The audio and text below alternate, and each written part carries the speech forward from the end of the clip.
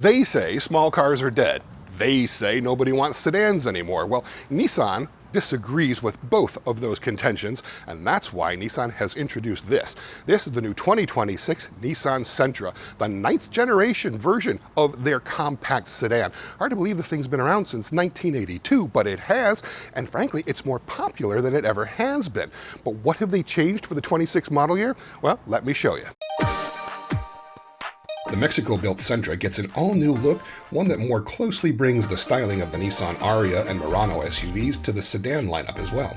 It's not as out there as the Kicks SUV, but it does improve the Sentra's shape to become a more fastback-style sedan. But it is still a sedan, not a hatchback, maintaining and even expanding a traditional trunk opening to be wider and lower than before. The car itself updates the V-Motion look front end with a new digitized grille that moves that V-Motion look into an animated LED light show. The taillights are now a panel that spans the width of the rear end. The overall look gives it a swoopier silhouette with a wedge look that doesn't quite come through in pictures but is quite prominent in person. Wheel choices depend on trim levels, of which there are now 4. We got to look at 2 of these trims, the luxurious SL in this striking imperial bronze color, and the sporty SR in a hot lava orange that Nissan calls energetic ember.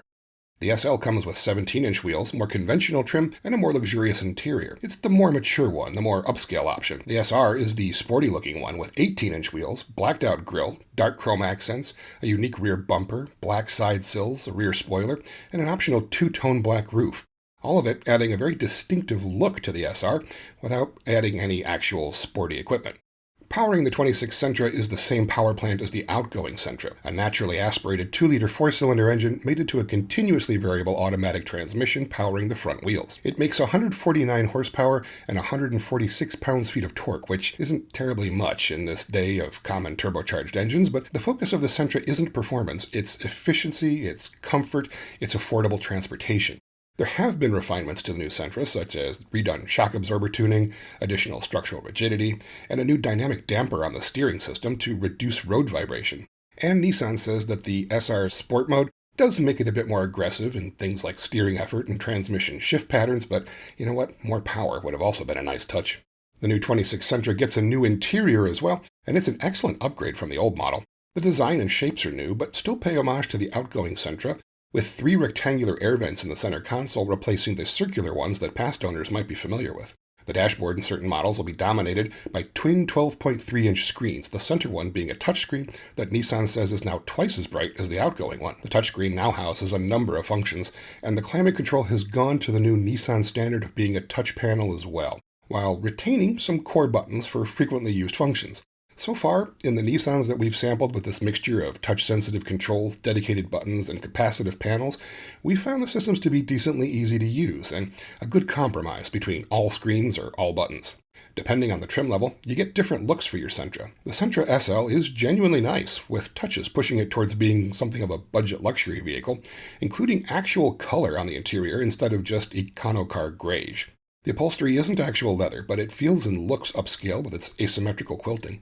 The SL also brings a heated steering wheel, dual-zone climate control, ambient lighting, a power moonroof, and more. Now, the SR being the sporty model, it comes with an appropriately racier cloth interior with orange accent stitching. Both have excellent comfort in the front or back seats, with adequate room in back for 2 adults with plenty of legroom. Along with the styling and interior upgrades, the Sentra gets some new standard and optional technology, most notably being the debut of ProPilot Assist, which can handle stop-and-go traffic, as well as steering inputs, with drivers still keeping their hands on the wheel.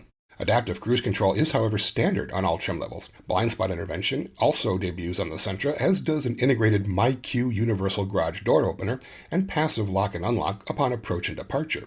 And in terms of entertainment, Apple CarPlay and Android Auto are standard, but are only wireless on the SV trim and up. A Bose 8-speaker premium audio system is available, as is an around view camera monitor with moving object detection. The new 2026 Nissan Sentra goes on sale later this year with deliveries to follow. And we don't quite know the pricing just yet, but Nissan assures us that the pricing for the new 26 isn't going to be all that different from the outgoing 2025. And with affordability being super important for a vehicle like this, well, we're going to be very anxious to see if Nissan can hold a line on pricing. Now, when we have all the information on the new 2026 Nissan Sentra, you'll be sure to find it at Cars.com/news.